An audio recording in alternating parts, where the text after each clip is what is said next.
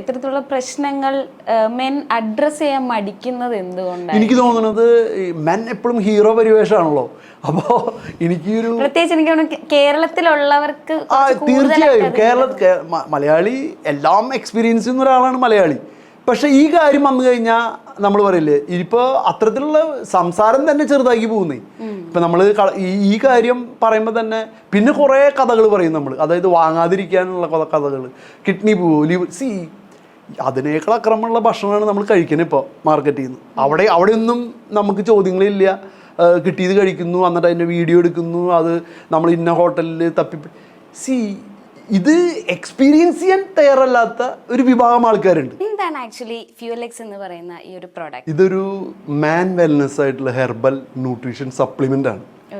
അതായത് പുരുഷന്മാരിൽ, അതായത് നമ്മളൊരു മാരീഡ് ഒരു 35 കഴിഞ്ഞവർ അല്ലെങ്കിൽ ഒരു 40 ഒക്കെ ഉള്ളവർക്കൊക്കെ ഒരുപാട് പ്രശ്നങ്ങൾ നിത്യജീവിതത്തിലുണ്ട്.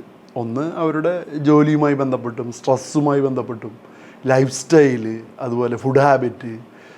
എനിക്ക് തോന്നുന്നു ഇപ്പോൾ ഈ സ്ത്രീകൾക്കൊക്കെ പ്രത്യേകിച്ച് ഒരുപാട് പ്രോഡക്റ്റുകളുണ്ട്. നമ്മളിപ്പോൾ ഈ സോഷ്യൽ മീഡിയയിലൊക്കെ കാണാം, അവരുടെ മുടിക്കുള്ളതും അതുപോലെ ക്രീമുകളും സ്കിന്നിന്, അങ്ങനെ ഒരുപാട് പ്രോഡക്റ്റുകളുണ്ട്.